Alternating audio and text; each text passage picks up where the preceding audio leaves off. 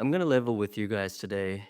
In order to get debt free, you need debt. Makes no sense. There was once upon a time I had more than $7 million of debt. If I had not had that $7 million of debt, I wouldn't be debt free right now, which I am. So, how does that work? Like, how do you get more debt to become debt free? It's so counterintuitive. And we oftentimes, a lot of us are brought up in cultures and in society and in the sort of financial upbringing that debt is really bad, that we don't want to have debt. Debt is the enemy. Debt is what leads to bankruptcy. Debt is what leads to financial heartache. Debt should be avoided at all costs. But I'm here to shift that thinking because I've done it myself. Welcome to the Oz Property Investment Mastery Podcast. My name's PK and I help busy people build passive income by buying top 5% growth and cash flow property and build a portfolio using data without wasting months doing research, spending weekends at inspection or catching flights, or dropping $10,000 to $20,000 on buyer's agents every single time. So if you're confused, lack confidence, and just overwhelmed with all the information and marketing misinformation available online and don't know where to start, then this show is for you. I myself have had, well, I still have 12 investment properties, and I've had more than $7 million of debt in achieving that portfolio and other properties that I've had before as well. Now, let me ask myself the question. Would I have today 12 fully paid off investment properties worth over, I think it's, I don't know what it is, over 12, $13 million at the moment, if I didn't embrace debt? And like the reality is that although my wife and I, we worked hard, we were on pretty good jobs because we worked really hard through university, worked really hard through first few years of employment and really, did a lot of sacrifices, a lot of austerity. The reality is that even with our incomes, she was a chartered accountant, I was an investment banker, then management consultant. Even without our incomes, there is no way we would have been able to afford two fully paid off properties or even one. What to speak of 12, right? I mean, even to have one fully paid off principal place of residence, let's say worth $1 million, $1.5 million, whatever it is, right? And just using sort of some average numbers that would take for the average person, including us, because we're no different from average, I would say, it would have taken 30 years or 25 years, maybe 20 years, all right? At least it would have taken longer than what it has taken us. It's taken us since the start of 2011. It's 2024 now, 12, 13 years, 12 investment properties fully paid off, including our principal place of residence in, yeah, like I said, 12, 13 years, total assets, 12, 13 million. I don't even know what the total value is anymore. It's probably more than that. This is not me bragging or anything. That's so silly and vanity, really. But the reason I'm illustrating this is because this is not some theory I've heard from other people or books or Facebook, and I'm like regurgitating it so that hopefully, you follow me. Like, that's not my intent here. My intent is to show that I've actually been through that and you can too. All right. The thing is that we were able to pay off all these properties because we did essentially a bunch of development projects. So I think peak debt at one point was over seven, maybe it was even more than $8 million. So yeah, I mean it's it's not quote unquote easy to go to sleep at night thinking you've already got investment properties with millions of dollars of debt. Now you have one or two development projects, residential, also did commercial, with another $2 or $3 million of debt on each of them. And you're like, okay, the residential ones are nice and easy, passive, but these residential developments, it's almost a part-time job. There's a lot of stress involved. but it's only because I had that good debt and did those projects, invested in these properties, that I made those chunk profits that whereby I was able to pay off my other buy and hold long-term properties, right? And of course, I've done other things like small scale private equity. I've also leveraged my real estate assets to uh, leverage into basically small businesses and help improve them, turn them around, and make a profit. It wasn't quite a leverage buyout, but it's kind of like the LBO model, leverage buyout. If you Google it, you'll learn a whole lot about it.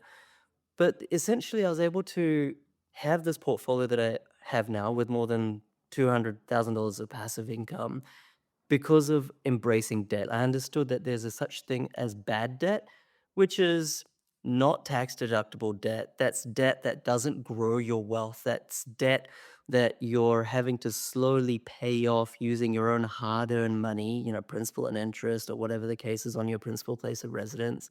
Bad debt is what basically creates a prison for you.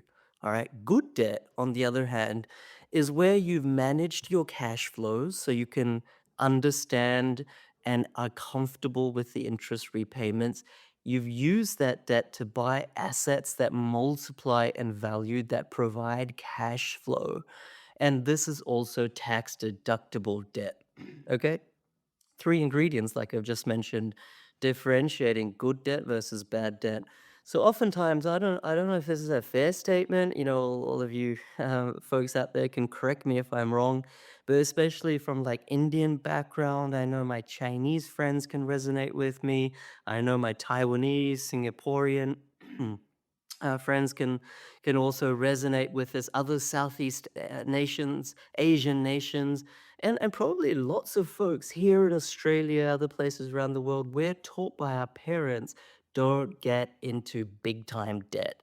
But they fail to tell us, probably because they didn't know, that actually it should be qualified, that statement, to say, don't get into big time bad debt. All right.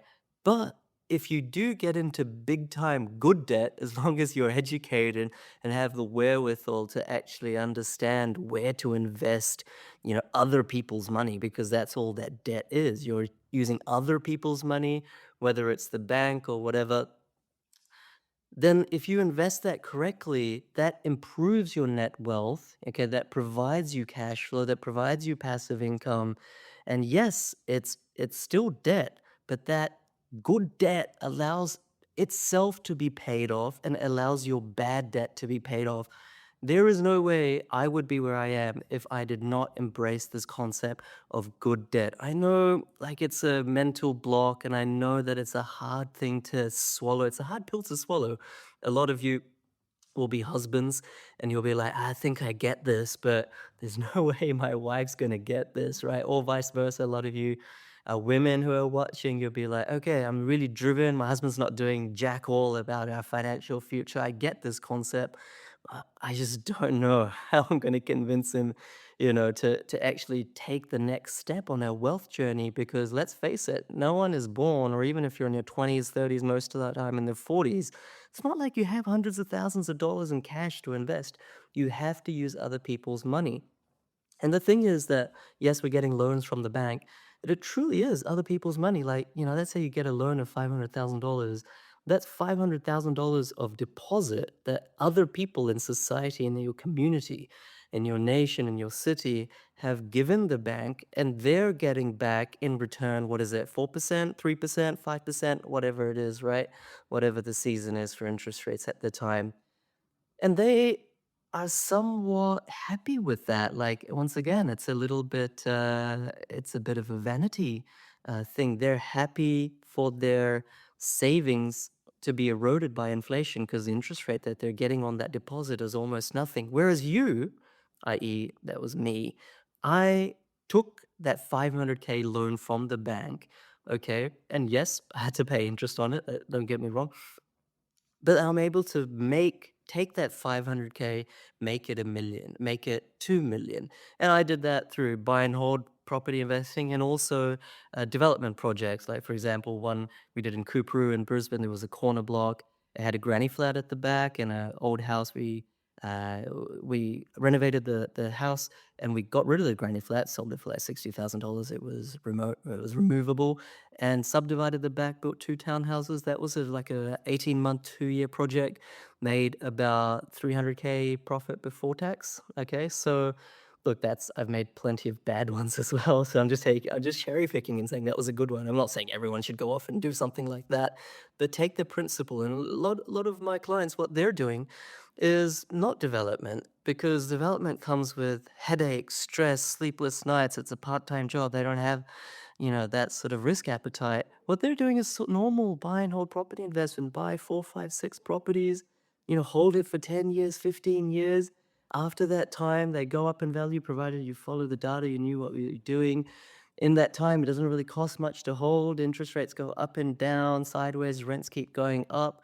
And in that time, you sell at the end of that, at the maturity phase of your portfolio, as it matures. You basically pluck the mature fruits from the tree of your portfolio. You take those properties, all right, that have already grown a lot, and you sell maybe one or two or three of them. You pay the capital gains. Yes, there's capital gains, and then you sell them and you take those cash profits and pay off the debt of those 3, 4 properties, perhaps 2, 3, 4 properties that you didn't sell.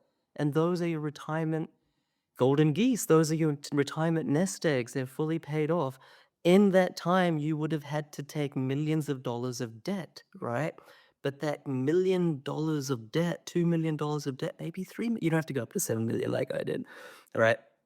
You can those millions of dollars of debt have allowed you in 10, 15 years time, let's say, to be debt free, including your principal place of residence. Whereas, I said in the middle, how do I convince my husband, how do I convince my wife, etc., to think about this seriously? I mean, the question is, if you don't take on debt, good debt that is, then sure, you work hard for 30 years and you pay off your principal place of residence and you have no retirement nest egg. You have very little super, maybe tax to the heavens. Who knows what? I'm not going to comment on future superannuation policy.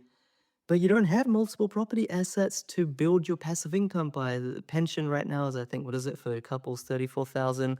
In the future, that 34,000 is probably not going to rise too much, although inflation will. So the purchasing power of that 34,000 is probably going to be 20K in 10, 20 years time. You know what I'm saying, right?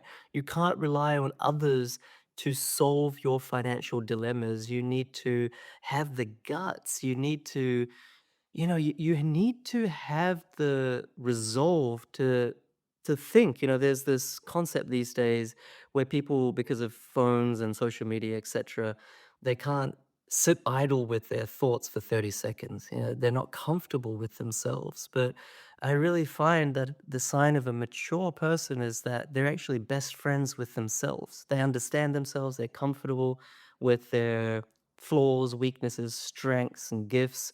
They're best friends with themselves. They're telling themselves stories that are beneficial, not detrimental, and we're constantly telling ourselves stories, so you might as well choose which stories to tell yourself.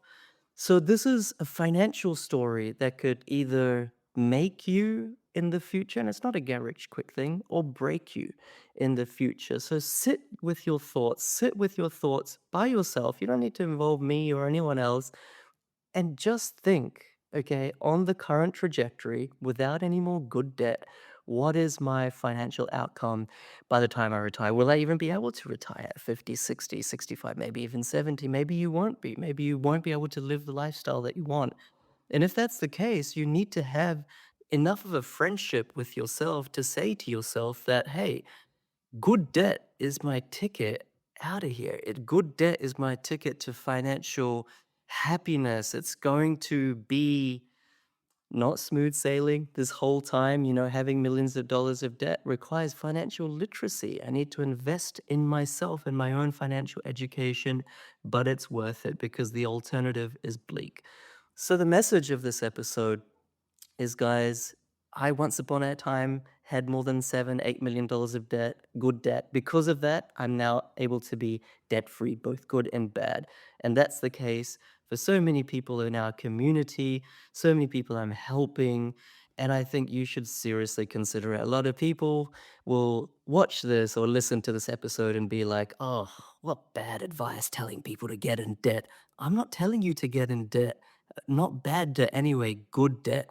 I'm telling you to think about your financial future because no one else will. Become financially literate, become financially educated because no one cares about your money as much as you do.